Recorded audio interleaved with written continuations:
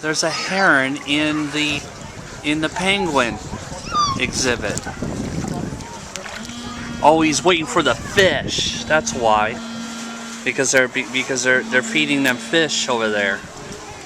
Oh, that's wild.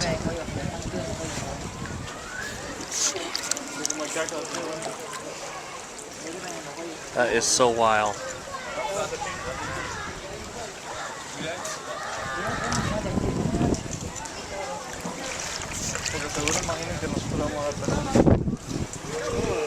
You're just so cute.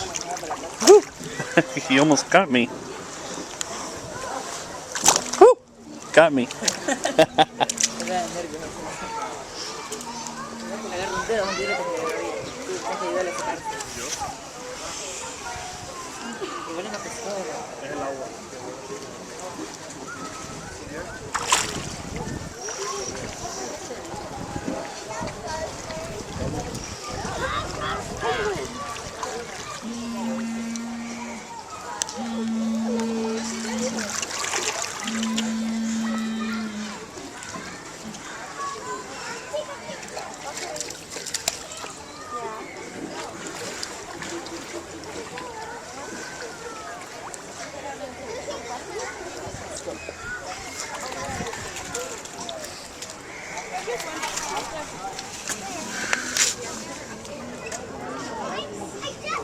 There's some here.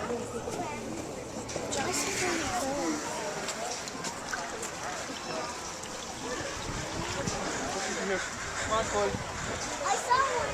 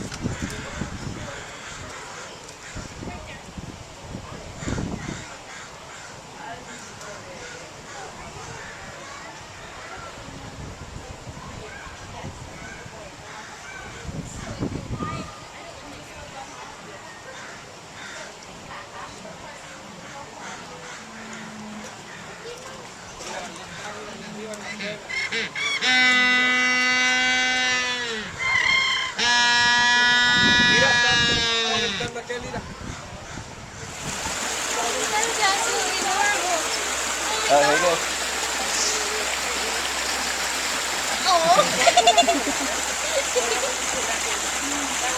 I found something.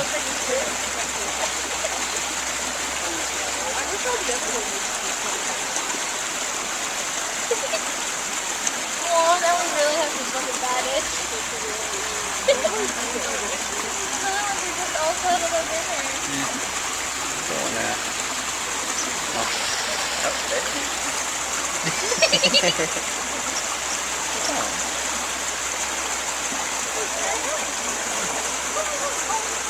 You can see if you get up into that branch straight up there.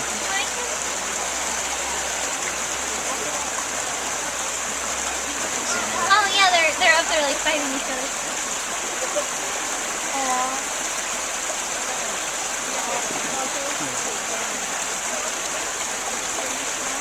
There's like seven. Yeah. Like 7 in the hole.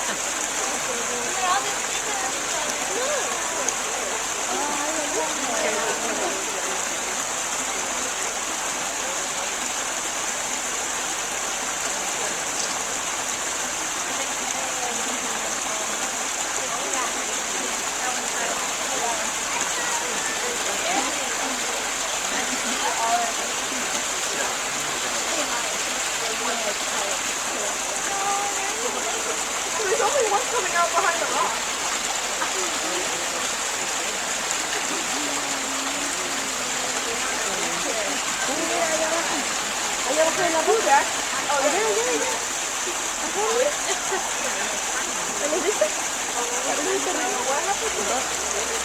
Uh-oh, it's got a hurt foot. No, he's got something in his hand.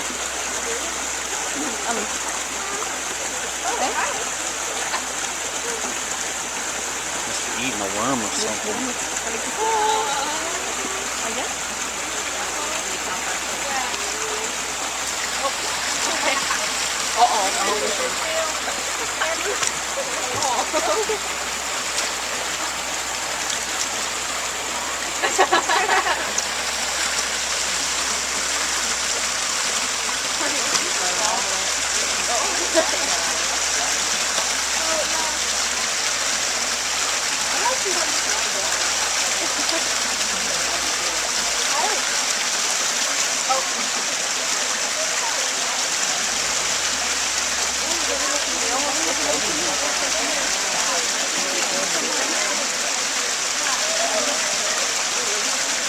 Over there sleeping, Brady? Brianna, there's also that guy.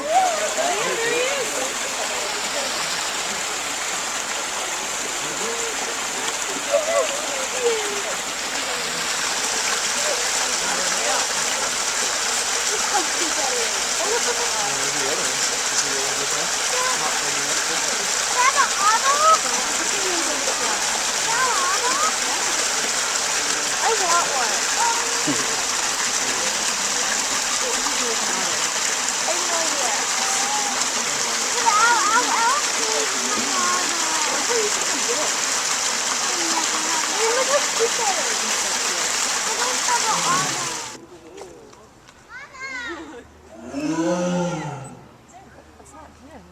Sounds like it's down in the...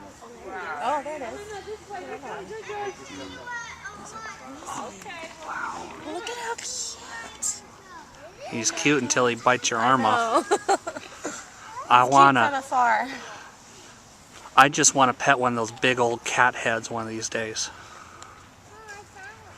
A tame one, of course. I want to make sure he's fed too.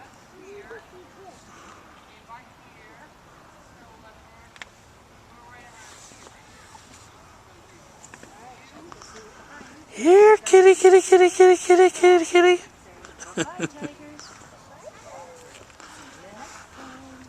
Got some frosted flakes for you. What? Here, kitty, kitty, kitty, kitty, kitty. Ooh.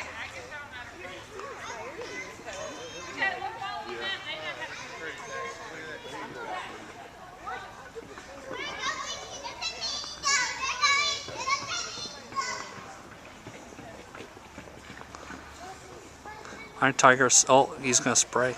Oh, I wonder if he sprayed.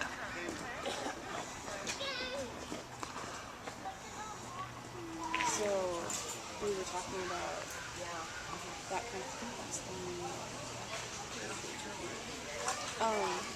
But, you know, I was trying to call her. I called her cell phone twice and she made me say, screw it. I know she's at a sewing retreat at her local quilt shop. So I called the quilt shop. And I was like, it's Keith, my swim on there.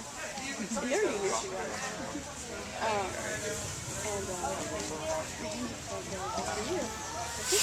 I guess he knows it's feeding time. Well, they know. We do this every day, so... Oh my gosh. What do we see there? Whoa. Oh my gosh. That's not good.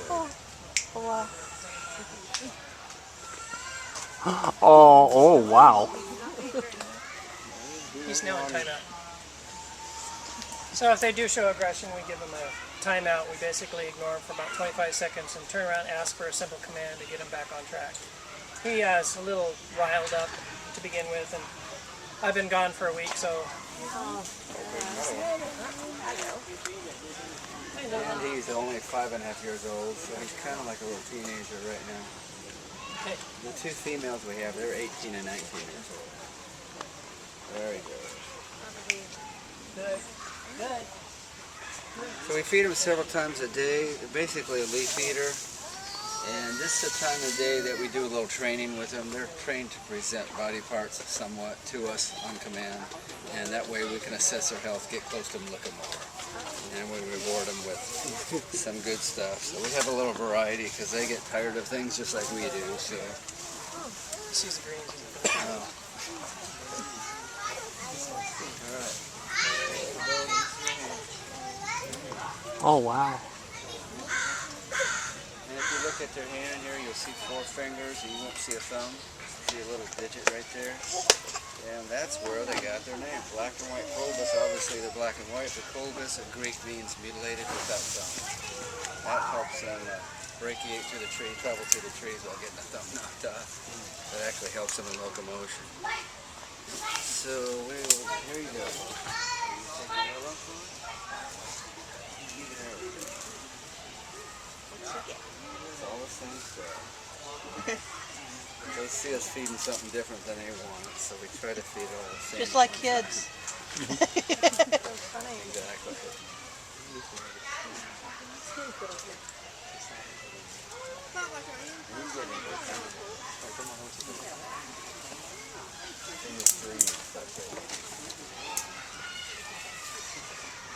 They are beautiful.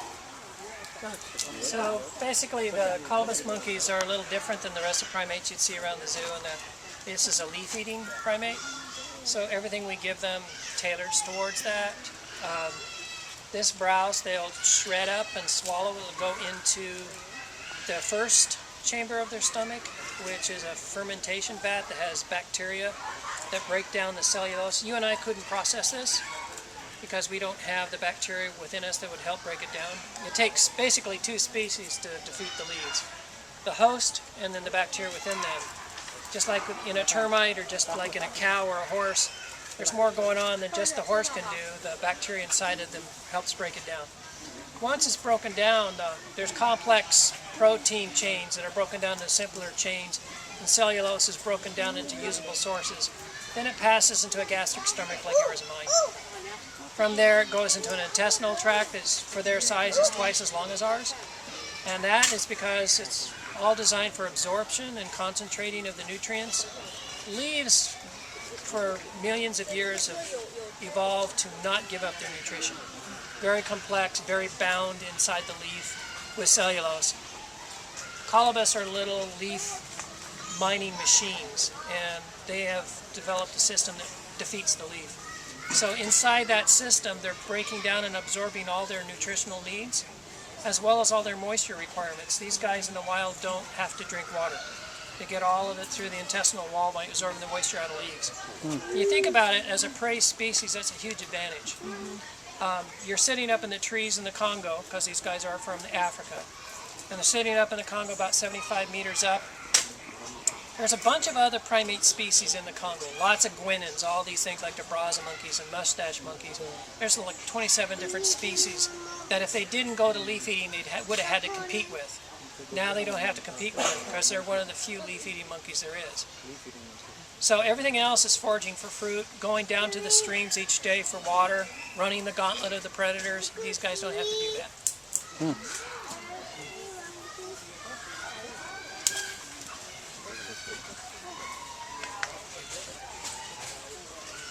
Stand up. Stand up. No, that's good. Yeah, stand up.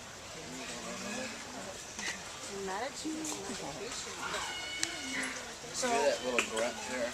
That's just kind of a little alarm call. They usually can hear things that we don't even pay attention to. We might hear a little bird or something chirping back there. So it sets them off a little bit. These guys are a prey species. They may have been a predator one time a long time ago, but once they became leaf eaters, they literally became a prey species. And they're always up in the trees in a comfort level. When they come down low like this, they get a little more nervous. It's like a squirrel out in the middle of a field. So they start paying attention, and if anything disrupts, they start communicating back and forth. And enough things pile up, enough weird noises and alarms from other prey species happen, you'll see them take off and go up high again. In the wild, that's how they survive. They're up in the canopy eating leaves. They have all of their members spread out in the tree to detect predators, etc., and danger. If one of them does detect it, you hear, like here, what he just did, which is an alarm grunt. And then all of them would take off. And they take off bounding through the trees.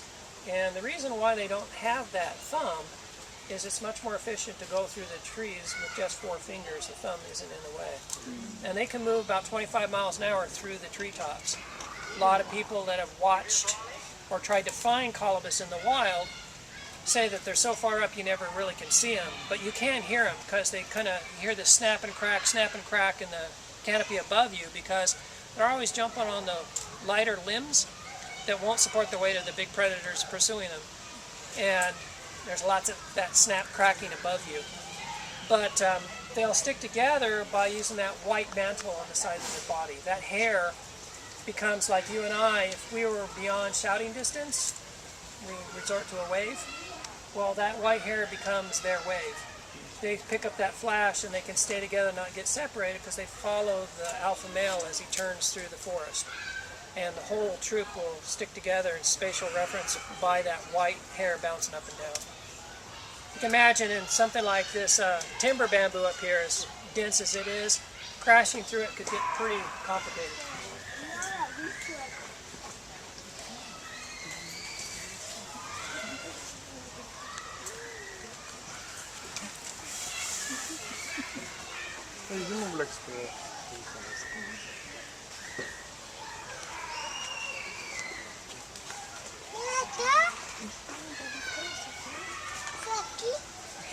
By asking for chest here, I can actually get her pulse from under her armpit.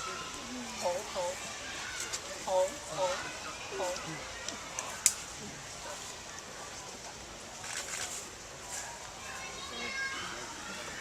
A lot of what we do here by a visual cue and a verbal command is just like you going to the doctor's office. If you saw a tongue depressor coming at you, you don't panic because you know what the doctor's going to do. He's going to ask you to open your mouth and say, ah, and stick out your tongue. Same thing here. All the stuff we do to assess their health on a regular basis is just so that we can check them out in a non-stressful way. They don't feel threatened. So this becomes quite routine and not a big deal. Huh. How long did it take for you to condition them to get used to this? Well, fortunately for us, these girls here had already been conditioned when they got here to the zoo. So they had already gone through training. We're just maintaining their training. Oh. The male, we are training, and we're bringing him up to speed with what the girls know. So it's taken a while for him to catch up to what the girls know. Huh. But as far as us individually, it takes a while for them to warm up. And the best gauge of that would be like when the male came to us from Dallas. He, for about a month, wouldn't come forward in the mesh and holding towards us. So you literally had to sit there and just on the other side of the barrier, just stay there until he was desensitized, and every day just spend time with him till you were less of a mystery. Oh. It's kind of a weird two-edged formula here. They have to trust us implicitly, and we have to be extremely predictable. The flip side of that is we can never trust them, and they're very unpredictable. So, Just like when you were when one of them was acting up. yes, normally 99% of the time he doesn't do that. Mm-hmm. But when he does do that, then he doesn't get reinforced for doing it. He actually gets ignored and put in timeout. For a social creature like them, that's the ultimate thing to get their attention, is to ignore them. So one thing we do know is that both negative and positive reinforcement are reinforcing. That's why they're called that. So like, you know, if a kid wants attention, sometimes being yelled at is just as good as being praised. So if you really want to extinguish a behavior, you actually have to ignore the behavior. In this case, we have to put ourselves in a safe position to ignore it, so we literally walk away and give them a timeout. You can't just stand there and ignore it because they're going to continue to swipe at you.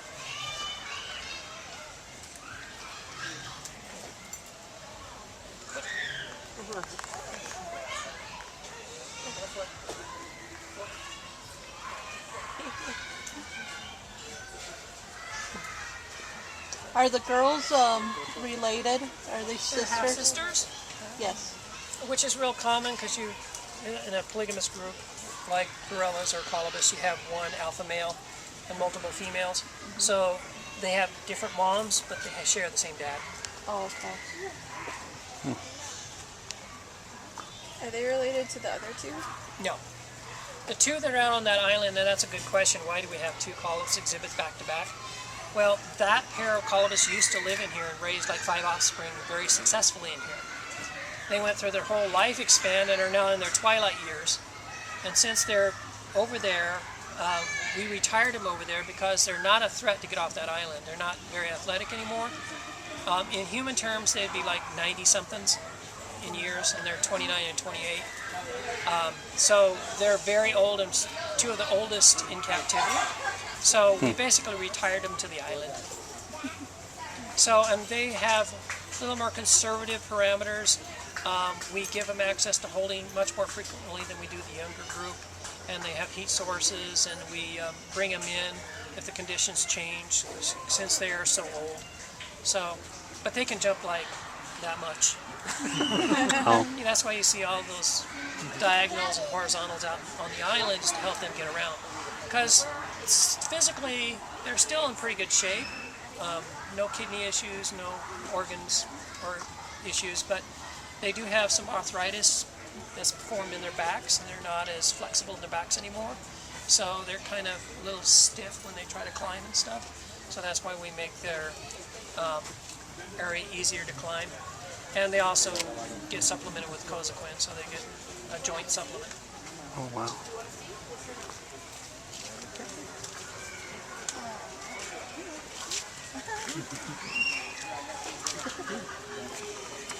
Does anybody else have any questions about these guys? You said that they stay mostly high up in the trees, but they'll run from predators. What predators can get up that high? Leopards, chimpanzees. People don't really realize it, but a group of chimpanzees, if they see a lone colobus, they'll tag team and run it to death through the trees to kill it and eat it. Jane Goodall realized that the first decade of her observations weren't complete, and the second decade is when she saw the full gambit of what chimpanzees were capable of.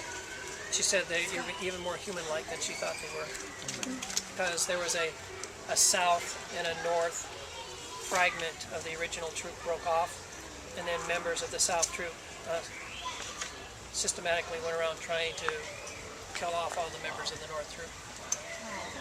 In the meantime, they also hunted down colobus in the area and so forth. So, and they can move pretty fast, but they can't move as fast as a colobus higher up in the trees using the narrower limbs, especially when a troop stay together.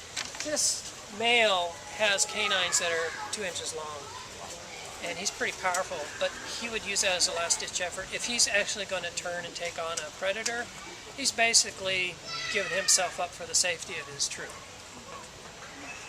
So they would rather be more in the long-range sensor scan for you Trekkies out there.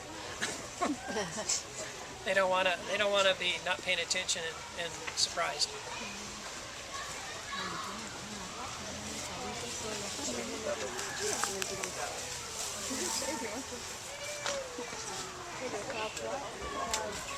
So not only do they have to present body parts, but they have to let us manipulate them. So I'm rubbing the bottom of her foot here, because it doesn't do me any good if she presents and then pulls away. That was the hardest problem we had with this one, Grabby, because she was very sensitive to being touched. Didn't want to be touched.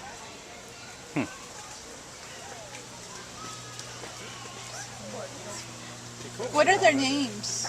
Or do you have a name? Yeah, this is Blondie. She's what we call our beta female. So she's the second in charge of the females. And this is Grabby, or alpha female. And then the guy that wasn't behaving and ran off Oh, here he comes. and is coming back for more trouble is Bomani. What was that again? Bomani. Pomani. It's the healing for Great Warrior. He's not quite there yet. How old are they? She is 18, she is 19, and he's 5 and a half. He's just a baby. He's 5 and a half. 18, 19, and 5. See, You want to hug him?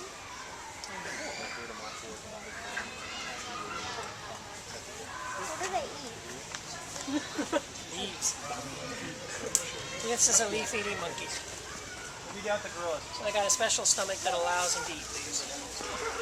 Without the bacteria living in their first stomach, they wouldn't be able to process the leaves. That's how they can eat leaves.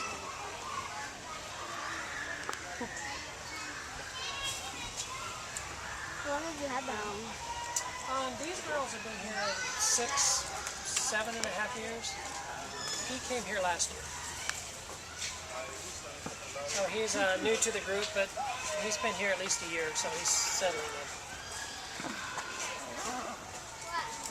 as you can see, they get very picky. You know, from one thing they'll want. But one day they like it a lot, the next day they're tired of it. And it's something. Tired of the. It's like a, That's why we're always rotating what kind of browse we provide for them, because they get satiated pretty quickly on one kind. In our browse gardens, we have all the varieties that they like. We know what they like, and like grape leaves, which is what he just put in there, is one of their favorites. But he's kind of giving his nose up to that one. Maybe he's had too much grape leaves this week. I don't know. But the stuff that's grown in the exhibit is not as palatable. They can eat it if they want to, but it doesn't taste as well. That's why it's still there. If it was some of their favorite stuff like this willow, it would be gnawed to the ground. And we couldn't actually supply these guys enough just in browse to feed them year round. That's why we give them this leaf eater diet. He's got like this biscuit comes to us in a hard form, and we soften it and add water to it and treat balls when we give it to them. And basically this is everything they need. It's ground up leaf proteins and cellulose. So it's literally the building blocks that the bacteria in the first chamber needs to get going. So it's literally like throwing a log on the fire. So this is equivalent to this, times maybe 3 or 4. If we had supplied just leaves, we would deforested the park a long time ago. Go forward. Oh, they're so cool. Do they high five? Do they know any tricks, kind of? Well, it's not really tricks. Everything we teach has a husbandry purpose. So you're not going to see like primates running around on tricycles, because we have no value in that. But they will show hands and feet, and then we'll ask for their ears or have them look at their mouths and so forth, so we can see their teeth. And like, see, he's checking out his feet right now.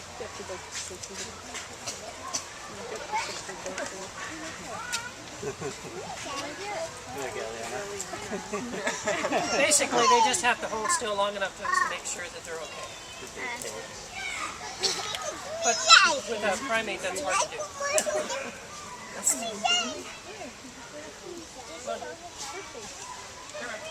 She's 19. Mommy, Mom, see, Addie's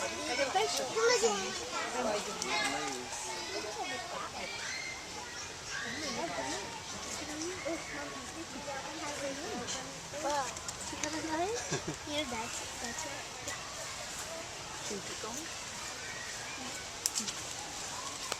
Dad, I'll take it. Still got 2 leaves on this one. you got a secret gate. Yeah. Yeah, a place goes in that you're not supposed to go in.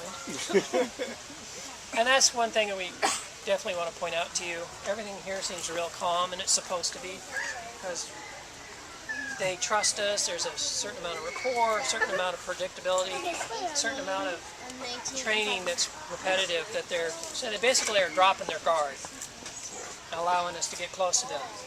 If any of you were to cross that barrier, all bets are off. You have no rapport with them. You are a stranger at the edge of their territory. And especially this guy down here would feel obligated to raise a fuss. He would have to come after you because he's defending his troop.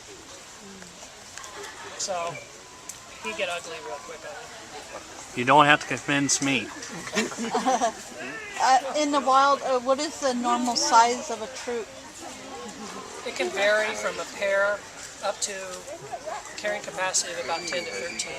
Oh, There's the limiting factor is being a polygamy group.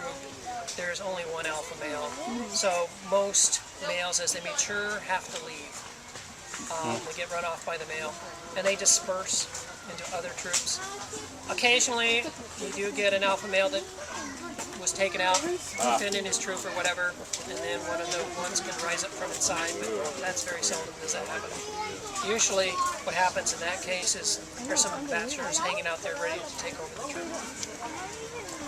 That's how we were able to acquire him. He was in a troop with his father, another offspring. He was at that age where he kind of pushed out of the troop, competition with a male. Luckily, we needed a male at that time. yeah. That's why we...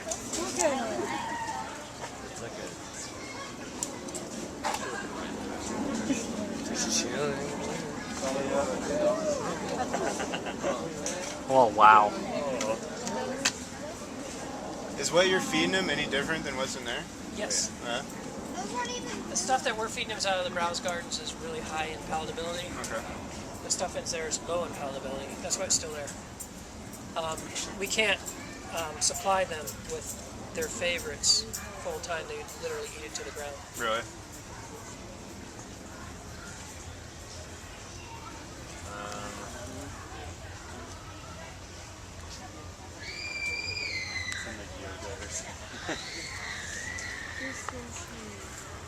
That is just amazing, the trust that they have in you.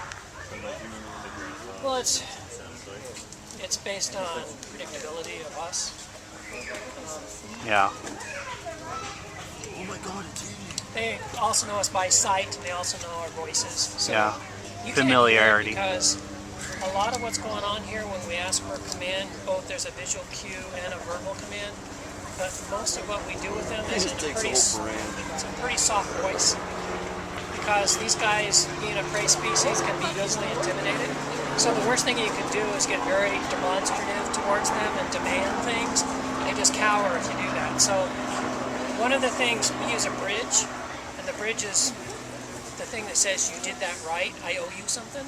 So long before we give them the browse, when we ask for something, you guys can barely hear it, but like if I ask for a hand and they present their hand, I'm using the word good. Oh, But I'm saying it so quietly, you're probably not hearing it. yeah. But that's their bridge that tells them they did it right. They have good hearing anyway, so they probably hear you loud and clear. Oh, yeah.